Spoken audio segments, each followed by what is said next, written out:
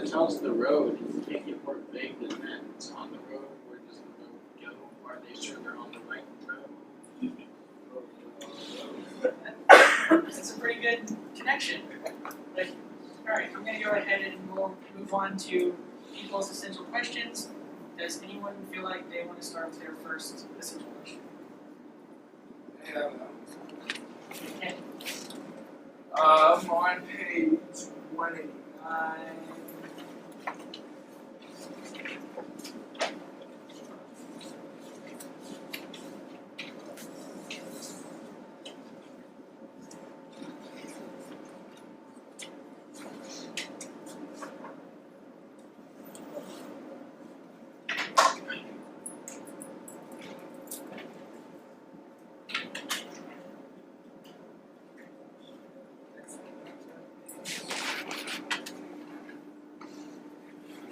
Well, I just go to a different question. On page 195, where it says, oh, they came down the road across the bridge, 3 men and a woman holding walls with a water in. And as she approached, he could see that she was pregnant. My question is, will he choose to help them, and why? Or why does he choose not to? I think he's going to help them. Because he might, they don't seem like that. They don't seem as cannibalistic as all the other people. With the theater church where he shoot the other guy, or the group where they were getting on the side of the road and they were walking by.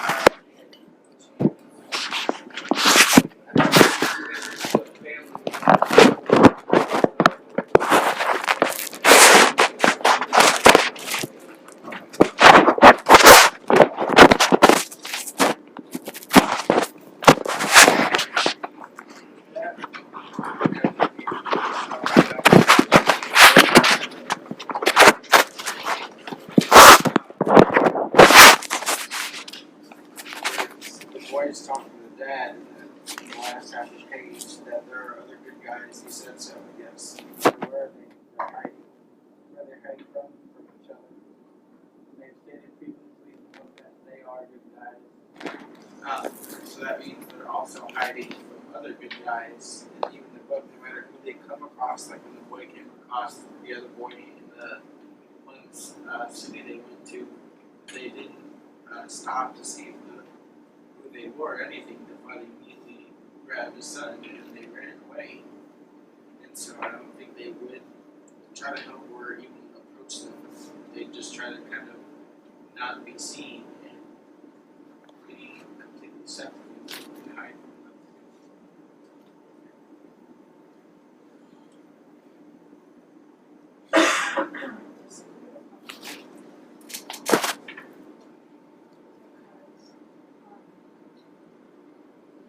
I disagree with Michael because in the previous chapter, well, not chapter, previous pages, here 160 and 166, 166, 167, there features an old man that they had encountered going down the road, and they didn't hide from them. Good guy or bad guy, they actually fed them. So, what's the difference between this old man and these people that he may or may not see? And I'm going to run 2 cents into that. You're right. What's the difference? If you kept on reading on that conversation, near the end when they're about to let the father is very resentful and very doubtful of this old man. He doesn't trust the old man because the son wants to give him all this food and everything because this kid is naive and doesn't know the world. He's still young. And father knows that something could be up. He's got that paranoia of this, like you said before. There's this paranoia in the world now because everything's dead. Or the apocalypse is happening. So, how was that? I don't necessarily agree.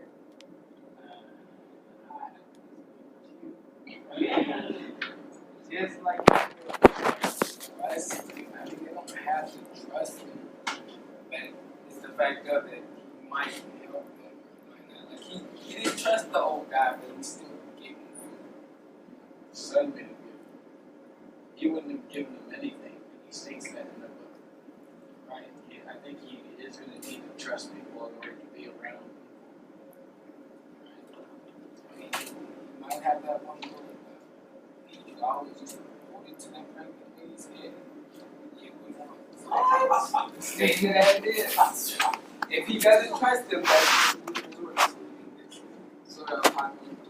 I don't think he can go that far. I think he would. If he doesn't trust him, then So what about is more people watching be waste, and the pregnant lady would just be unborn, like really immoral. Okay, we're gonna stop the conversation there. We're a little far. Alright, who else has, we can start off with another question from someone.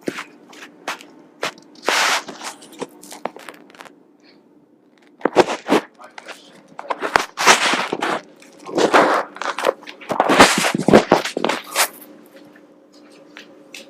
My question was, why do you think not a single person wants to reveal who they really are? Like, it would seem right if like most people that came across wouldn't tell who they are, but it's just like not a single person in this book is like reveal who they are, what their name is, anything like that. So. Can you give it a specific Oh, example? You feel like when he's talking to the old man, he's like, "Is your name really Eli?" Trying He to says get you no. to take seconds. He's like, "No." And he says, "What do you don't want to say your name?" He's like, "I don't want to say it." And so my question is, why do you think not a single person wants to reveal who they truly are? I think this goes back to what Dodson said about the vagueness of the title. And how it's just the world that doesn't tell you anything about where they're going.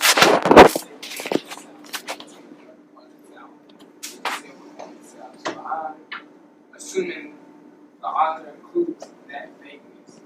So that's what I'm going to say.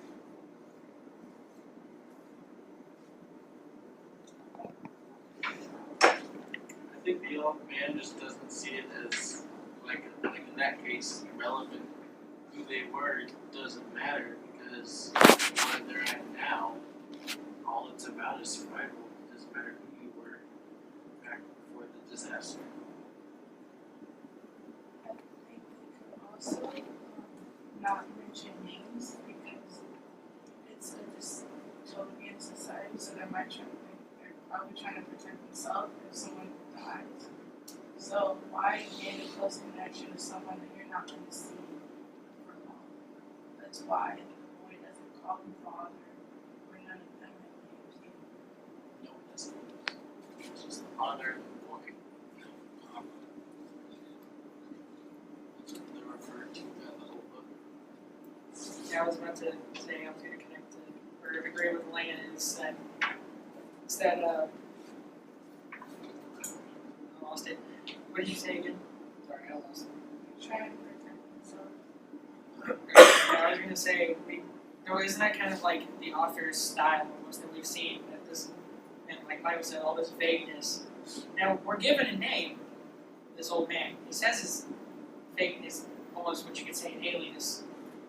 Because like everyone's or like Michael said, there's this vagueness in this world, and that's what they want. They're also trying to keep this image in our heads that this world is so desolate that no one knows what anybody's name is. We're not even giving the main characters' names. The father and son. They're said father and son. And we had the flashback. So that can infer that they are father and son, but they might not. They might not be. Sorry, I get very passionate about this. So it's kind of I think it's all this author's image of how he wants to keep this book in this scenario of the apocalypse in this dystopian society. Now, when to remind you guys are doing a really nice job of responding to one another. I just want to remind you to please make sure that you're constantly referring back to that text of evidence. Okay, we can say our opinion, but it's even stronger if we go back to the text. So I think we can move on to another person's question. Anyone has one they'd like to share? Sure. My central question was about the bunker on like page 138, like page 140, where they're talking about the on their team bunker. And my question was that entire situation entirely true, or is it just an illusion from the Father to the Son? Because for them to find a complete bunker, stores and everything, would basically be a miracle. But throughout the book, you have the Father, he's not lying, but he's stretching it to make things look better for the Son. Because page is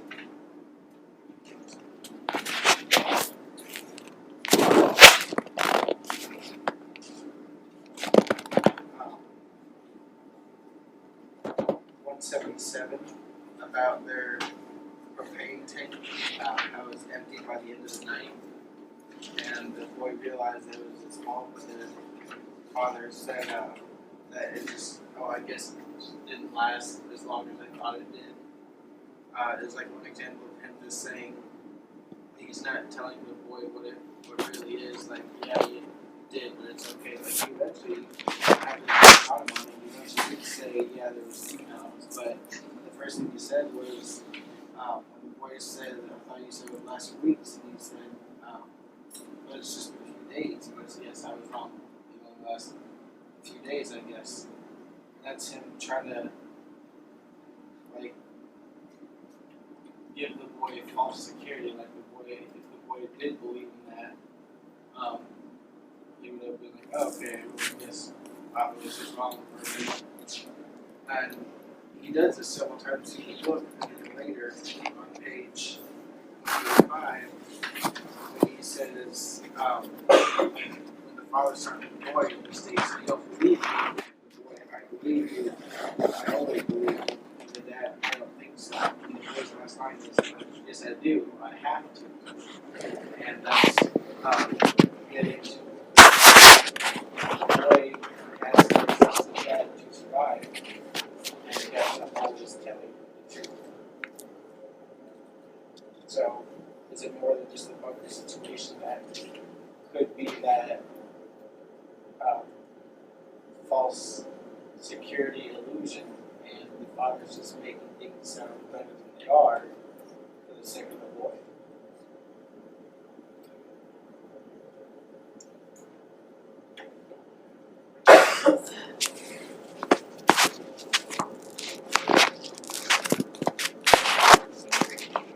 You had a lot shared there, so thanks, Dave. Good question. Could the father be making, like, is the father like making things sound better than they are? Could he just really have been looking at himself? Oh, this is this. And that bunker as if nothing has happened to it throughout the whole time. The boy wouldn't know what it would have been like had it been in perfect conditions, and the father just been telling him, "Oh, this is what it was like back then." The boy thinking he's got a slight piece of what life was like before the apocalypse. I think the father might not only did that for the boy's sake, but maybe the father has now realized that no matter what he tells him, the boy's gonna believe him. So maybe, maybe he is doing that for the boy's sake, because even though was a dystopian world and his childhood is kind of tarnished, maybe he still wants to give the boys some sort of using false information to describe something that he wasn't even there a part of, just to tell them just some things that there's something in those that they just walking down the road trying to find something.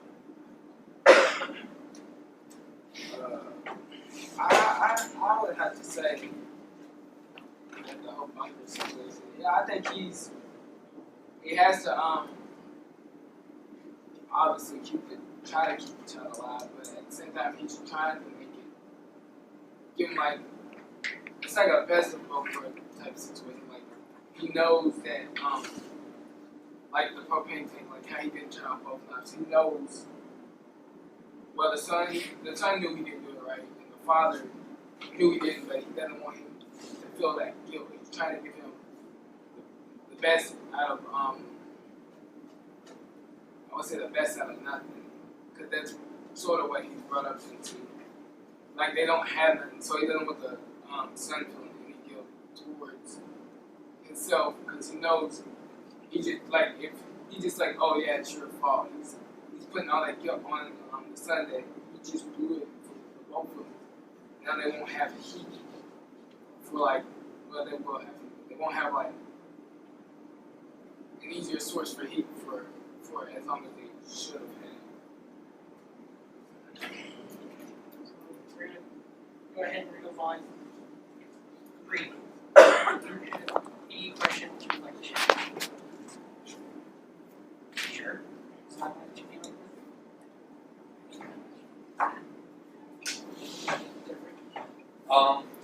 I obviously only have one. It's back on page 189.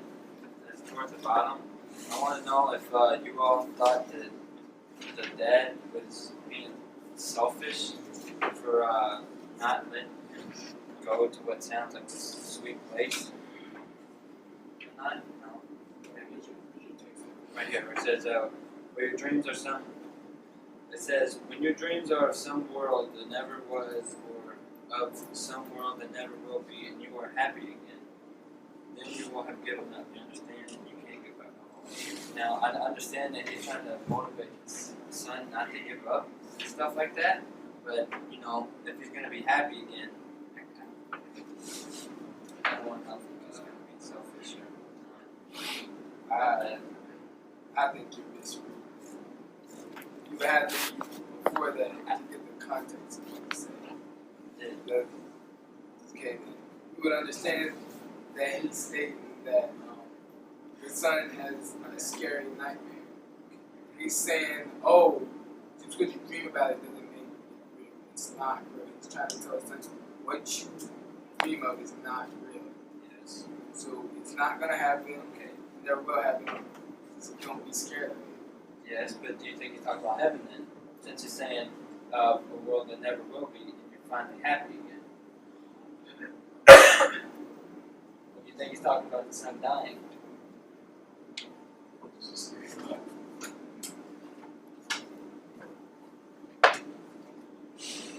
No, he's not talking about the son dying. He's not talking about the son dying. Sure. Yes, he's stating that the son has a sense of false illusion. So what do you mean by giving up? Yeah, he's like he's happy in the dream. So I mean now